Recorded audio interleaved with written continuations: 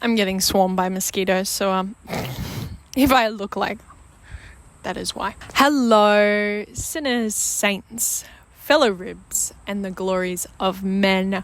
Welcome to another video. Today, I wanted to address a topic because one of my videos recently popped off on TikTok, and it was talking about why you shouldn't delay having kids because, you're only going to have a limited amount of time with them. And a lot of people were kind of complaining, pointing out, or correctly critiquing that, they were bringing up the issues of finances. And I agree, finances is a tough topic, but I don't think it should stop you from having the kids that you dream of having. And for this reason, I will be bringing in a controversial account called the Resilient Jenkins. Now, if you don't know who the Resilient Jenkins are, it's a mum of lots of kids, all living together in a single bedroom apartment.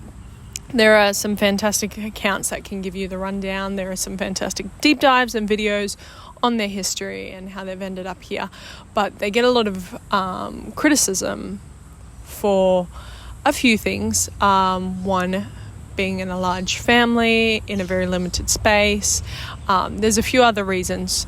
And I think a lot of these criticisms aren't really valid, but I think there is one criticism which is valid, which I'll get to, which is related to my point. First of all, though, I want to do two things. A, tell a quick story which I think is relevant, and then B, tell you some quick stats which I think are relevant. Now, number one, first of all, right before I got engaged, I bought a house and I worked my butt off for that house. There were multiple weeks where I went without having breakfast to keep myself from going into a store because I knew I'd splurge as soon as I went in. I worked really hard to save for a house, and eventually I got it. Yes, it was in the hood. Yes, it's in a dangerous area. Yes, I fear for my life every night, but I got my house and I was so excited about that. And probably a month later, I got proposed to by my then boyfriend, but now husband. But what was interesting is that we brought a lot of debt into the marriage. Between the mortgage, his student loans, stuff like that, we were probably sitting around probably about $430,000. Now, about $390 of that was mortgage debt. Houses are very expensive here in Australia. I get jealous of people who are like, oh, my house mortgage was $130,000. And I'm like, I wish. Yeah, and they're like, I put nothing down. So, very jealous of that.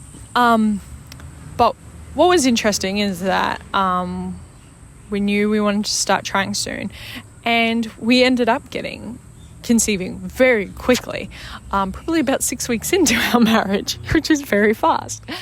And what was interesting is I was working full time, he was working as a subcontractor. But what we began to realize is that we don't have a lot of money. We barely have anything spare. His work was having trouble paying him. We were living literally just on my income for months. But what he did in response to that, because he is a loving husband, A, a good man, B, and C, this should have been the first one, but a Christian father-to-be who knows what he's called to do by God, he stepped up. And so he got some really boring jobs and he worked his butt off. He would do night shift. So, for example, in the morning, he would tutor students from 7 a.m. to 3 p.m. And then he would drive to a night shift role from 3:30 p.m. till midnight. And he worked like that for weeks, for months even, to prepare for this baby coming and for us to smash out this debt that we had hanging over us. We didn't, unfortunately, pay off the student loans before baby came, but it was the month after baby arrived that we were finally able to pay them off. It was so good. It was such a good day. And so we're slowly working on chipping away at the mortgage.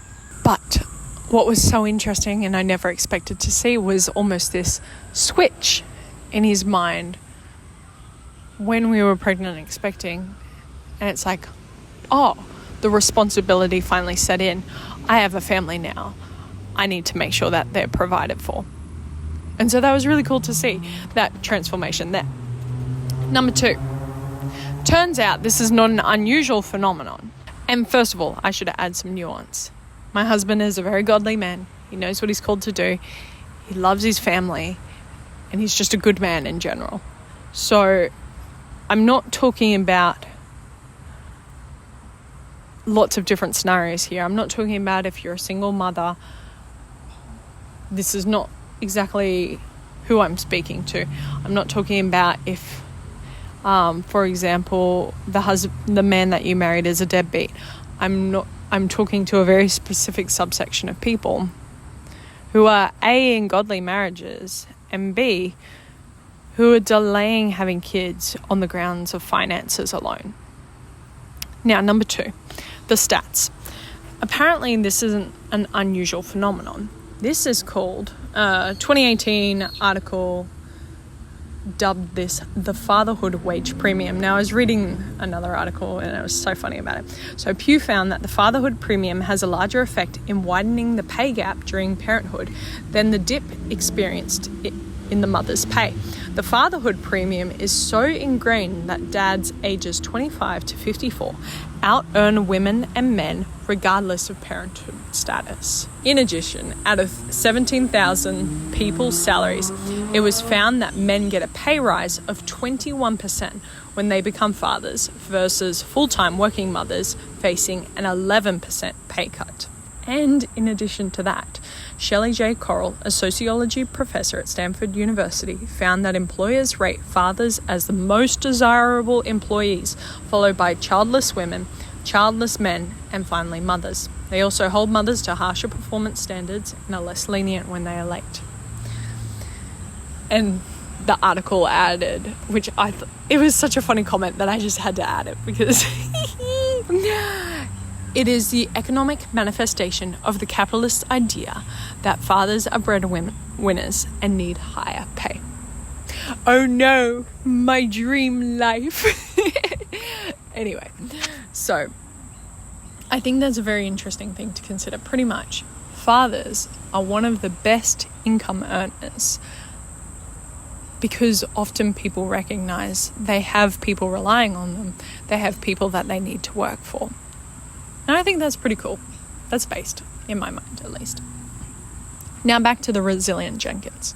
My criticism isn't that they're in a 1-bedroom apartment, even though that isn't ideal, and that they have so many kids already and are continuing to have kids despite their circumstances. My criticism for the Resilient Jenkins is that the dad's a deadbeat. If you didn't know, apparently he doesn't make any income for the family at all.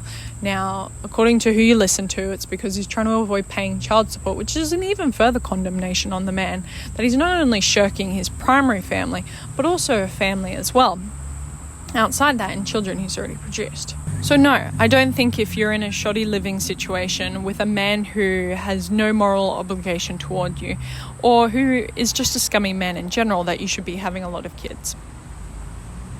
But if you're in a godly family, a godly home, regardless of how permanent that home is, finances shouldn't be the thing holding you back from having children. For you though, you may be renting, you may be in a financially sticky spot.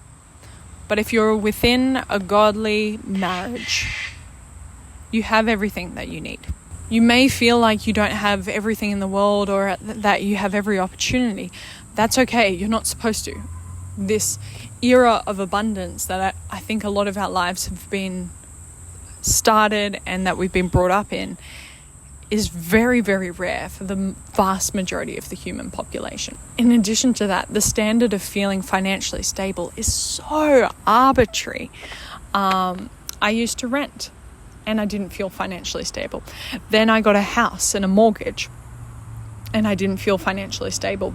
And I was like, well, if I pay off a certain amount of the mortgage, then I'll feel financially stable. And I got to that point and I didn't. And then I was like, well, if I have an emergency fund of X amount, then I'll feel financially stable. And I didn't. But looking back at each point of those times, knowing what I know now about how much having a kid costs and how much raising that kid costs, I could have afforded it at all of those points. Sure, it would have included sacrifice, but every path does. Okay, you don't have kids now. You instead focus on your career and your finances. Well, now you've lost years with your kids. Your parents have lost their best years, their most opportune years to spend with their grandkids. Yes, I agree. You should be working towards better finances. That is prudent stewardship. But I don't think it should be the excuse as a Christian for why you can't have kids. We're commanded to work wisely and be prudent, but also to be fruitful and multiply. Remember, your Heavenly Father owns the entire universe and every atom within it. All the gold produced by the entire world is His. If He wants you to have kids, don't worry, He can bankroll that. Ultimately, if you're married, and I'd say if you're in a good godly church, what are you waiting for? Because ultimately, you don't know how your finances are going to change in the 9 months between now and then. Like we said, the stats say there is almost a definite pay increase. And sure, it may not work like that for everyone. I recognize that there's different scenarios for different people and that a mum is going to have to step back from her work to care for her kids. But ultimately, don't rely on the finances today to fund the finances of your family's future. It's going to change. Things are going to change. Maybe your partner will step up. Maybe there'll be a new income stream. Or maybe you'll even win the lottery. Who knows? Don't let that stop you from having kids. Ultimately, would love to hear your thoughts. Please drop them in the comments below. As always, grace and peace from my Lord and Savior, and I'll see you tomorrow.